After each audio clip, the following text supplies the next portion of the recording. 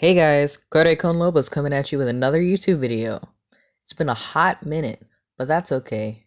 You may notice a change in my voice. I've started testosterone. I've been on it for about 3.5 months. It's very exciting.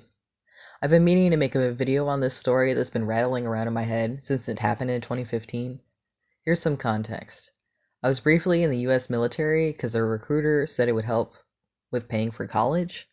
I found out after getting through most of basic training that I have really bad joints. Some of the training was causing me excruciating pain, and it was a really weird situation. And they sent me to the doctor and they did some scans and they decided I wasn't fit for the military. They did do a test originally when you join, and I just thought it was supposed to be excruciating what we did. So, turns out it was not. So, they sent me home. I don't mind because the shittiest president in the history of presidents got elected the year after, so I dodged a bullet.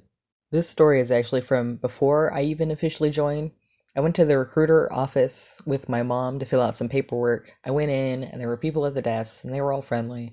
And they said we had to wait for the guy in charge to finish his phone call. He was the only one in the private office room. He was super important looking.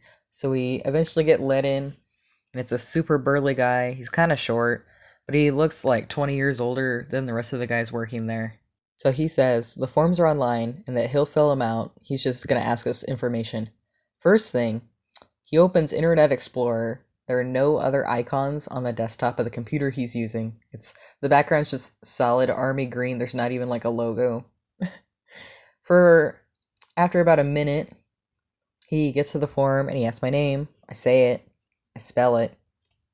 He types it in. He misspells it. Instead of hitting the backspace like a reasonable human being, he opens a new tab of Internet Explorer, spends another minute getting to the online form silently. He doesn't say anything. He doesn't say like, oh, oops, or anything. He just opens a new tab. I spell my name for him again. He misspells it. He doesn't say sorry, nothing. He just opens a new tab. This continues until he has 7 tabs open. My name isn't that hard to spell. I think this guy just wasn't used to typing. Having all these tabs open, his computer gets slower and slower every time he opens it and goes to the tab, and he goes to the form. So, having 7 open, he spells my name right. Finally. But then, the page won't load or scroll, and he's like, the internet's so slow. At this point, I'm barely containing my laughter, and my mom is silently begging me with her eyes not to say anything. Don't say anything, don't correct him. He would implode. So, about 30 more seconds pass. He's just staring at the computer, waiting. And eventually, he decides he's going to print the forms for us to fill out and have someone enter the information back into the computer later. I cite this story as a clear metaphor for the entire US military, or at least the Army.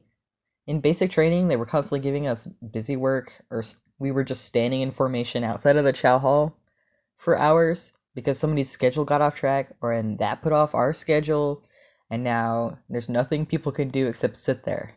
People who love the US military or the idea of the military think it's amazing, well-trained, well-oiled system, but nearly every single step of the way is bogged down in inefficient organization. I understand that organizing that many people is challenging, and there's a lot of like breaking people down and building them back up into soldiers from civilians in the hopes of creating a structured team that all functions the same. But in reality, the US Army is a computer with 7 tabs of Internet Explorer open and at least one big muscly guy yelling at them in exasperation. If you like that story, leave a like and a comment. You could subscribe for more, or not. Either way, it's going to keep happening. Links to my social media and Ko-fi are in the description.